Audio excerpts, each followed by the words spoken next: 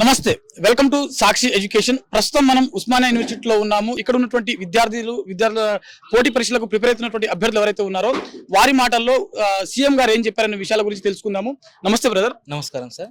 ప్రస్తుతం ఈ రోజు ఉస్మానియా యూనివర్సిటీకి ముఖ్యమంత్రి గారు రావడం జరిగింది. సో ఉస్మానియా యూనివర్సిటీ కేంద్రంగా ముఖ్యమంత్రి గారు ఏం హామీ ఇచ్చారు?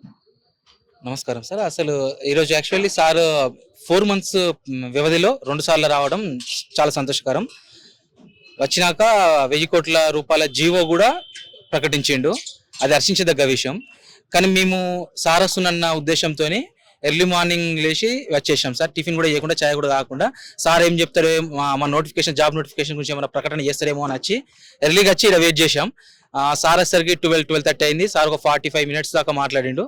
కానీ 45 నిమిషాల్లో ఒక్క సెకండ్ కూడా మా జాబ్ నోటిఫికేషన్ గురించి కానీ, జాబ్ క్యాలెండర్ గురించి కానీ ప్రకటన చేయలే. మేము 2 సంవత్సరాల నుంచి ఆర్థికంగా చాలా దీన స్థితిలో ఉన్నాం. ప్రతిసారి వాళ్ళు మాకు ఇస్తాం, నోటిఫికేషన్స్ వస్తాయి, వెయిట్ చేయండి అని చెప్తున్నారు. ఇలా చెప్పబట్టి 2 సంవత్సరాల కాలం వాళ్ళు వృధా చేసేళ్ళు. మా యవ్వన కాలం మా బుక్కులు బట్టి చదువుకుంటూ లైబ్రరీలో ఉండి ఈ కాలాన్ని అంతా మేము లైబ్రరీలో బుక్ల చుట్టూ చదువుకోవడంతోనే వేస్ట్ చేస్తున్నాం. మా కుటుంబ పరిస్థితులు, మా ఆర్థిక పరిస్థితులు, మా వయసు కూడా సహకరిస్తలేవు. పోనీ ఏదైనా ప్రైవేట్ జాబ్కి వెళ్ళి మనం ప్రైవేట్ జాబ్ చేద్దామా అంటే ఇన్ని సంవత్సరాలు ఎందుకు ఏజ్ గ్యాప్ వచ్చింది అని వాళ్ళు ప్రైవేట్ జాబ్ ఇవ్వట్లే. పోనీ చదువుదాం కూర్చొని అని అంటే నోటిఫికేషన్స్ లేవు. ఒకప్పుడు ఒక సామెత ఉండేది, విద్య లేనివాడు వింత పశువు అని. ఇప్పుడు విద్య ఉన్నవాడు కూడా వింత పశువు అవుతుండు. విద్య ఉంది కానీ మాకు జాబ్ చేద్దామంటే, ప్రైవేట్ జాబ్ చేద్దామంటే ఎక్స్పీరియన్స్ లేదని చెప్పి ప్రైవేట్ జాబ్స్ ఇస్తలేరు.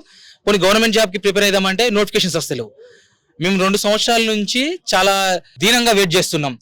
జాబ్ క్యాలెండర్ 2 సార్లు ప్రకటించేసరికి నోటిఫికేషన్స్ ఖచ్చితంగా వస్తాయన్న ఉద్దేశంతో మేము 2 సంవత్సరాల నుంచి వెయిట్ చేస్తున్నాం. కానీ ఇంతవరకు not even single notification has been issued.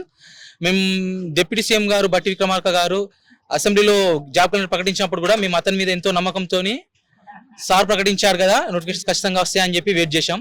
అయినా నోటిఫికేషన్స్ అయితే ఇంతవరకు రాలే. పోనీ ఈ రోజైనా ప్రకటిస్తారేమో అని వెయిట్ చేశాం. నిన్న ప్రకటిస్తారని వెయిట్ చేశాం. సోనియా గాంధీ గారి బర్త్డే సందర్భంగానే నిన్న ప్రకటిస్తారనుకున్నాం, ప్రకటించలే. ఈ రోజు ఓయూకి వస్తుంది కదా, ఓయూలో ప్రకటిస్తారేమో అనుకున్నాం, కానీ ఈ రోజు కూడా ప్రకటించలే. దీన్ని మేము యాక్సెప్ట్ చేయలేకపోతున్నాం.